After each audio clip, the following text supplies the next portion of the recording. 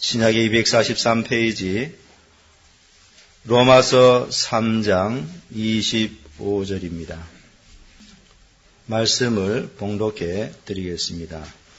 이 예수를 하나님이 그의 피로 인하여 믿음으로 말미암는 화목제물로 세우셨으니 이는 하나님께서 길이 참으시는 중에 전에 지은 죄를 강가하심으로 자기의 의로우심을 나타내려 하심이니. 아멘. 오늘 본문에 보면은 예수 그리스도를 화목제물이라고 말을 하고 있습니다. 레위기에 보면은 5개 제사가 나오고 있습니다. 번제, 소제, 화목제, 속죄제, 그리고 속건제입니다. 구약의 5대 제사라고 말씀드릴 수 있겠습니다. 번제와 소제, 화목제와 속죄제, 그리고 속건제, 이렇게 5가지 종류의 제사가 구약 성경에 있습니다. 그 중에서 화목제에 대해서는 레위기 3장 1절에 보면은 사람이 만일 화목제의 희생을 예물로 드리되 소로 드리려거든 수컷이나 암컷이나 흠없는 것으로 여호와 앞에 드릴지니라고 하였습니다. 그리고 그 이하 구절에서는 화목제를 어떻게 하나님 앞에 드려야 되는지를 말하고 있습니다.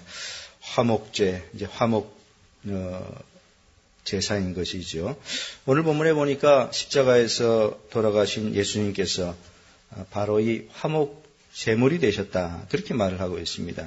이 예수를 하나님이 화목 제물로 세우셨으니, 이 예수를 하나님이 화목제물로 세우셨다. 예수님께서 화목제물이 되셨다는 말은 하나님과 인간의 관계가 좋지 않다는 것을 내포하고 있습니다. 하나님과 인간의 관계가 좋다면 굳이 예수님께서 화목제물이 되어야 할 필요가 전혀 없는 것입니다. 예수님께서 십자가상에서 화목제물이 되셨다는 것은 이미 하나님과 인간의 관계가 아주 좋지 않다는 것을 의미합니다. 다른 말로 하면 원수라는 것이죠. 로마서 5장 10절에 곧 우리가 원수 되었을 때에 그 아들의 죽으심으로 말미암아 하나님으로 더불어 화목되었은즉이라고 말을 하고 있습니다. 우리가 원수 되었을 때 누구하고 원수된 것입니까? 하나님과 원수된 것이지요. 그러니까 하나님과 사람의 관계는 아주 좋지 않은 것입니다. 하나님께서 인간을 싫어하십니다. 존 머레이는 그의 책 구속에서 하나님께서 인간을 싫어하는 것을 하나님의 거룩한 적개심이라고 말을 하였습니다. 이게 회개하지 않는 인간을 싫어한다는 그런 의미인 것입니다. 요한복음 3장 16절에서 세상을 이처럼 사랑하사 그런 말씀이 있기는 하지만은 그러나 끝끝내 회개하지 않는 이런 인생들을 하나님께서 싫어하십니다. 그래서 존 머레이는 그의 책 구속에서 이러한 하나님께서 인간을 싫어하시는 마음을 하나님의 거룩한 적개심이라 그렇게 잘 표현을 해주고 있습니다. 머레이는 이렇게 말을 합니다. 우리의 악함이 하나님과 우리 사이를 갈라놓았고 죄로 인해서 하나님과 갈라진 것을 말한 것이죠. 그 다음에 계속해서 그는 이렇게 말을 합니다.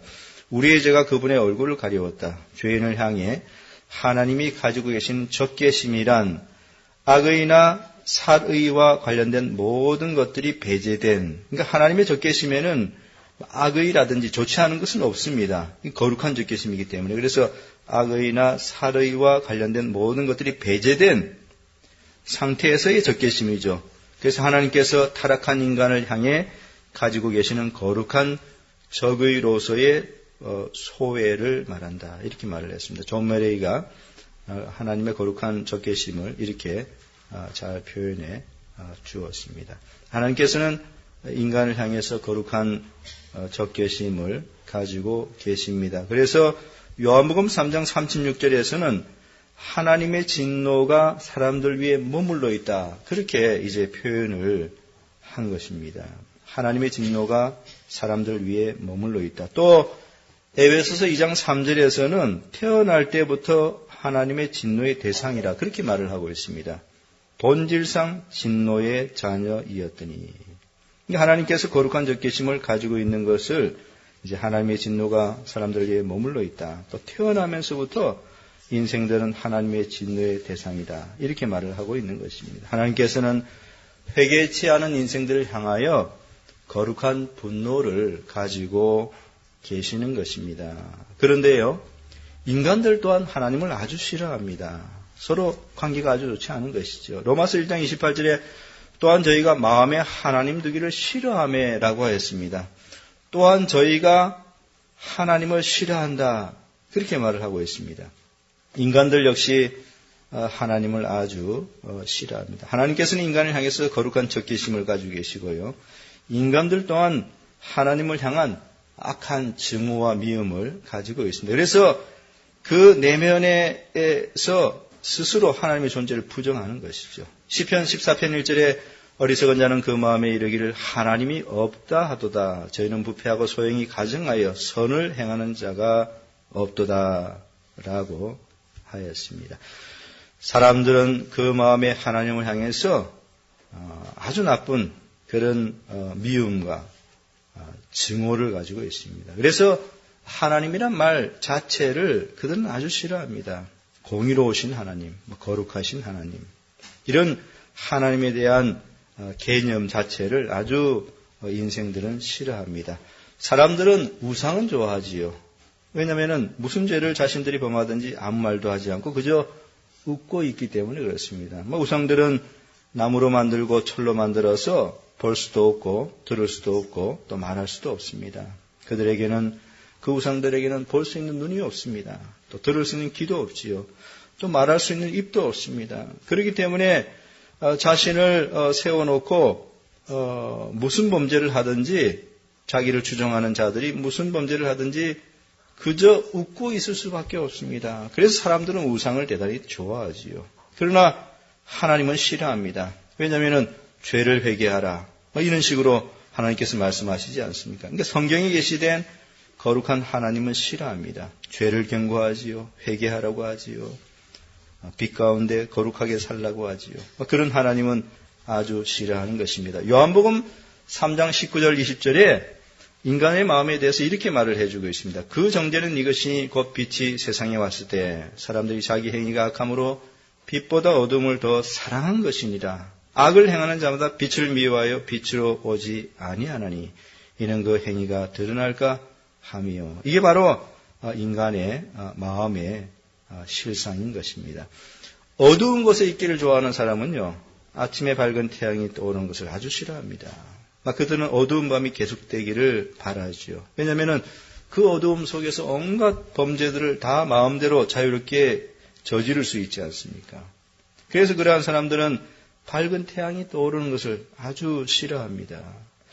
거룩한 하나님을 향한 인간의 마음이 바로 이와 같다는 것을 우리는 분명히 알아야 됩니다. 어두운 가운데서 죄악을 사랑하고 또 마음대로 자유롭게 죄악을 범하는 사람들은요, 거룩한 하나님을 그 본성적으로 이제 미워합니다. 싫어합니다. 그래서 이제 하나님과 인간의 관계라고 하는 것은 아주 좋지 않은 것입니다. 원수 관계인 것이지요.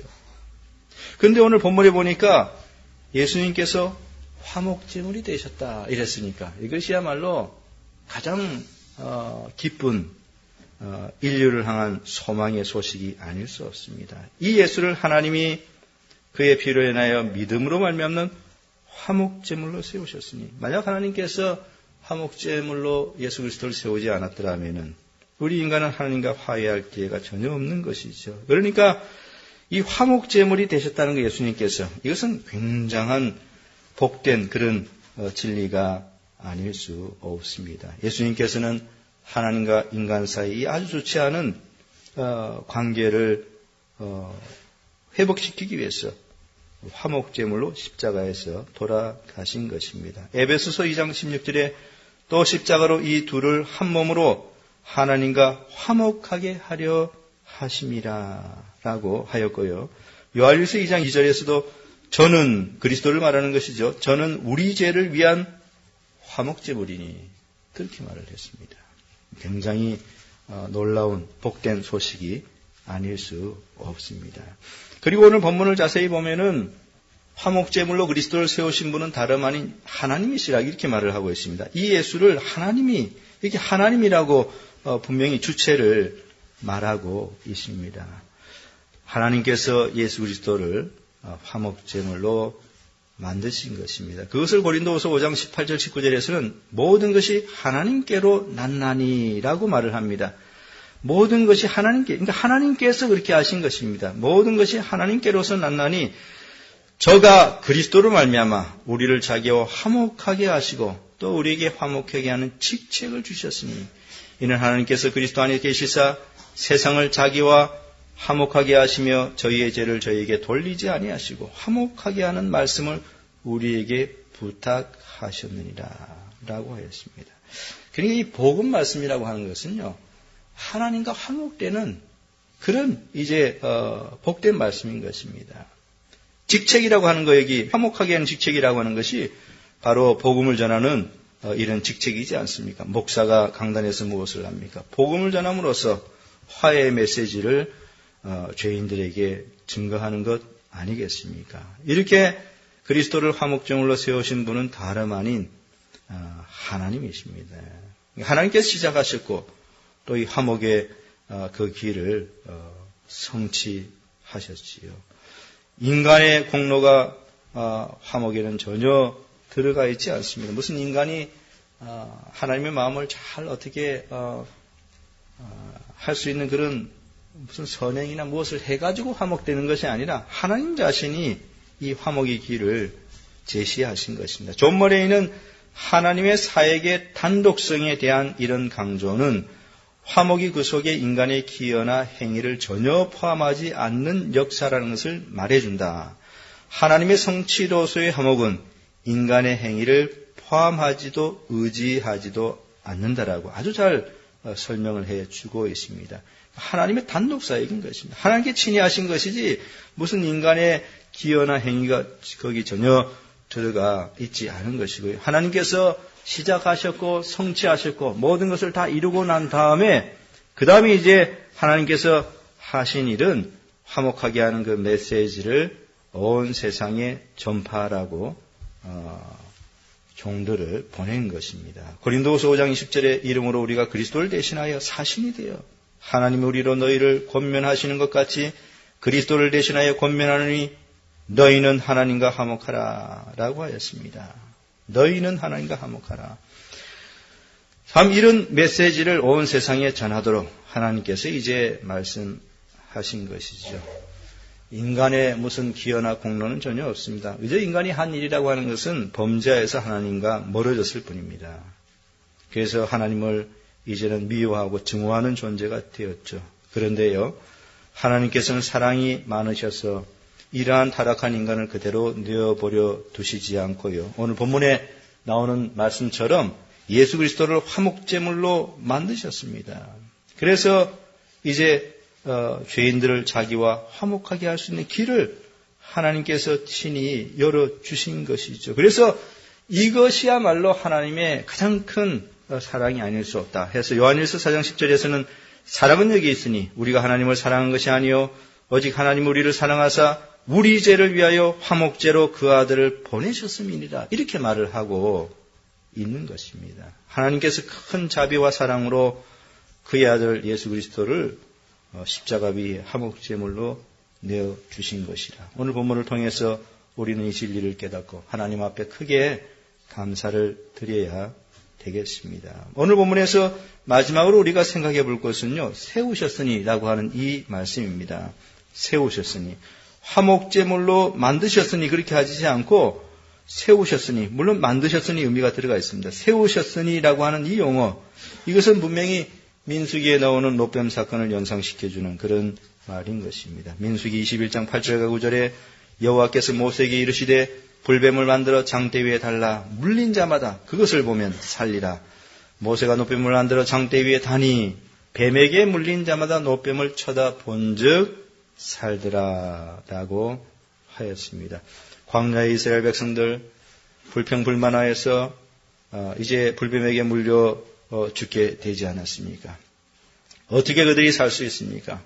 모세가 간구했지요. 그랬더니 하나님께서 노뱀을 만들어서 장대 위에 높이달라. 그렇게 모세에게 말씀을 하셨고요. 그것을 쳐다보면 살 수 있다 라고 하였습니다. 오늘 본문에 세우셨으니라고 하는 이 단어는요, 바로 이 녹뱀 사건을 연상시켜 주고 있습니다. 하나님께서 모세가 구리뱀을 장대에 높이 달라고 그렇게 말씀하신 것처럼 이제 십자가 위에 예수 그리스도를 화목제물로서 세우셨다 했으니까 만천하에 공개하신 것입니다. 이 예수를 하나님이 그의 피로 인하여 믿음으로 말미암는 화목제물로 세우셨으니 세워놓았기 때문에 온 세상 사람들이 이제는 다 볼 수 있게 되는 것입니다.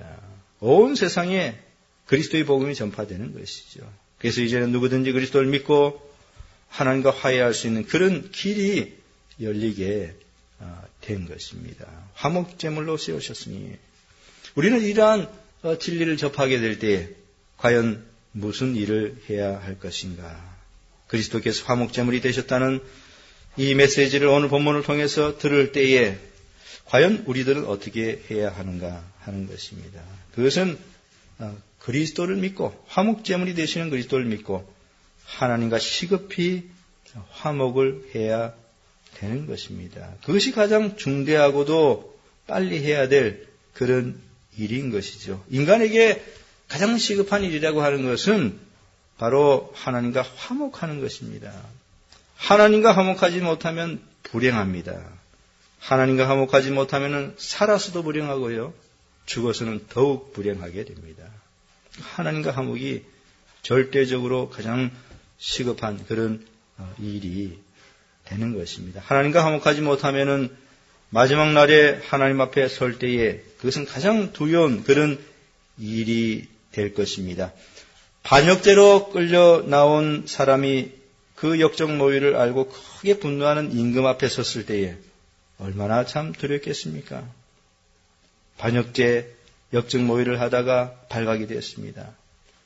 이제 임금이 그 사실을 알게 되어서 그 반역 죄인을 자신 앞에 끌고 와서 거기서 크게 분노하고 있습니다.